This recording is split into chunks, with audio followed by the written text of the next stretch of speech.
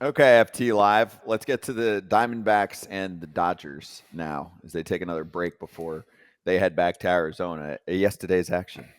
Not good for LA. No. 16 games better than the Diamondbacks in the regular season, but everything shrinks in the playoffs. I mean, Kratz, you look at the Diamondbacks, and one of the big things was, well, their bullpen's shaky.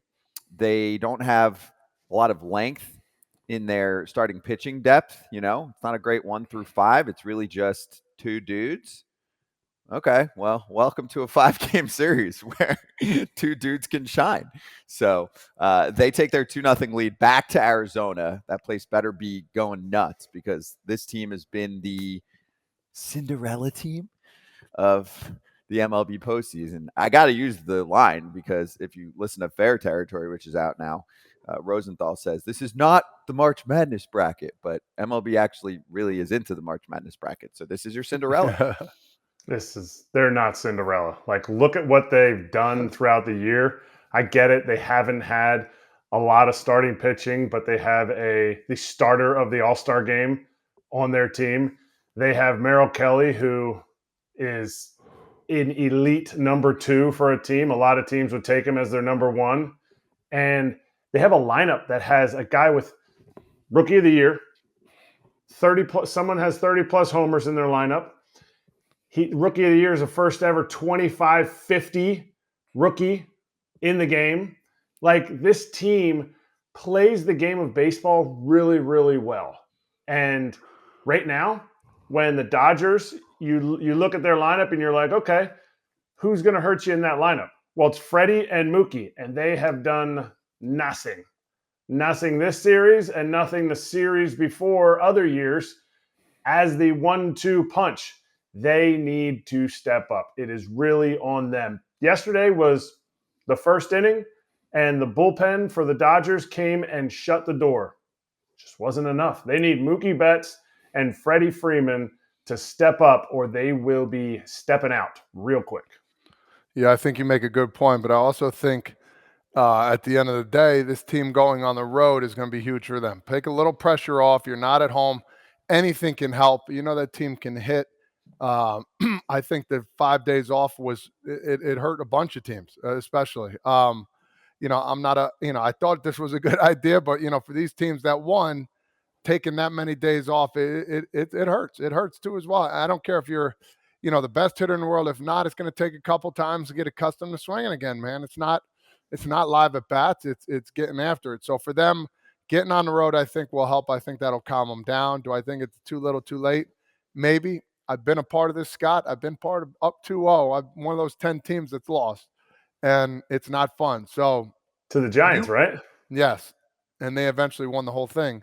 But for the teams like the Dodgers and the Orioles, if you can win Game 3, all of a sudden now the pressure is back on the other teams because now, we got to win this one because then it will go to Game 5. So finding a way to win Game 3 is huge. You're still not out of it, but it does. It changes the pressure and it changes everything else. Now the coach is like, all right, what if this happens? What if that happens? Instead of trying to win the game. Yeah, I mean, 1 for 13, Mookie and Freddie, who were like the most dynamic 1-2 combo in the National League, along with Olsen and Acuna, of course. 2 innings from your starters in the first 2 games. But Tell me more about this 2-0. So when you guys were up on San Francisco, are you strolling around, little Frank Sinatra in the clubhouse? Oh, man. You guys were home we got too, it. right? We went back to Cincinnati. Yeah. So we went home we won like 2 on the road. Yeah. Flying home, feeling good, whatever. Game 3, they won on an error by Scott Rowland. And it wasn't, we don't blaming him, but that's how they won 3-2 or 2-1. I forget what it was. And then you just see the momentum shift. Hunter Pence was like their guy that would rally the troops and have the speeches. Then they win Game 4 by like a lot, and then we're like, oh my God, now what? We didn't know who to pitch. It was either between Cueto and Matt. My God, Matty Latos, and Cueto couldn't go, so we threw Latos, gave up the grand slam to Buster Posey. Mm-hmm. Jesus, I mean, this guy's he knows everything. Encyclopedia Brown. Yeah. And then we had a chance to win it. Bruce coming up at the end with first and second, and we just couldn't get it done. And I remember, like, the game was over. I'm like, what the hell just happened? Right. It went like that. So both at home. When did it swing for you, right? Because you're feeling great. You took the first 2. You go to Cincinnati. You lose that first game. Did it swing then?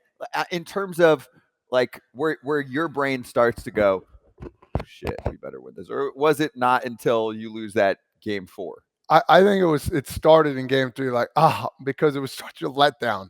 Because I think we went in extra innings, and it was just like, oh man, what just happened? All right, we're good. It's all good. They got to win 2.